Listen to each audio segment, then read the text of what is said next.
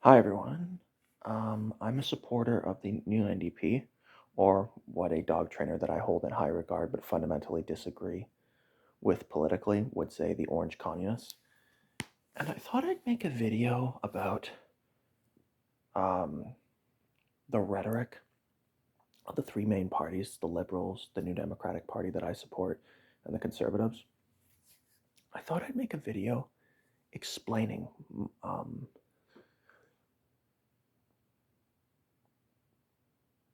basically explaining my perspective on the rhetoric that's being peddled by each of the three parties.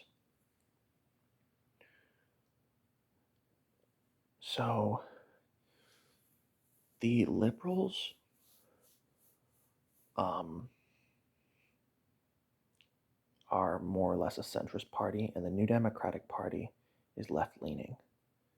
And the Conservatives are just right wing. They're not far right like the Republicans are, they're just right wing. And you'll notice with the Conservatives' party response to the American tariffs,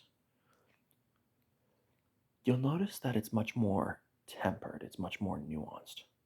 Um, and the reason why is because there is an alliance between um, the relatively moderate conservatives of Canada and the a little bit more radical right wing liberals of the United States. And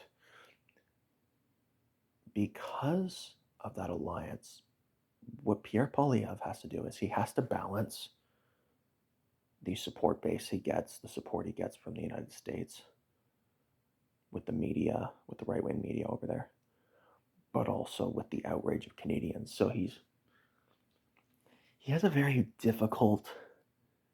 Pierre Poilievre has been put in an extremely, extremely difficult position. Um, and this is where the conversation of structure versus agency, due to the fact that structurally the Conservative Party and the Republicans do have a degree of allyship. Um, Yet at the same time, there's also a faction of conservatives, one of the more moderate conservatives, that don't like the Republican Party and feel that they're too extreme in their right wing liberalism. And yes, the Republican Party is not fascist. They're just extreme right wing liberals. And I'll explain that in another video.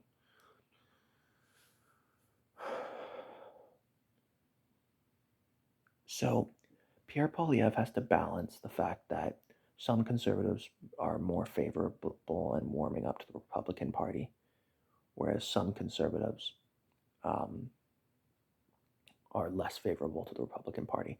He has to really, really try hard to keep the conservatives in Canada united and avoid the fracturing between these two factions. So as a result, he has to temper his rhetoric a lot. And this is where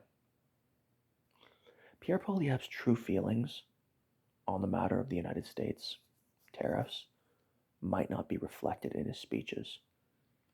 He might be a little bit more outraged and annoyed and pissed off about this than he's letting on. But again, he really has to try to maintain the unity of the more moderate and more right wing liberal elements of the Conservative Party. So he's doing this delicate sort of tightrope you see in his rhetoric. And it's just really, as a political scientist or a former political scientist, whatever you want to call me, this is really fascinating to watch.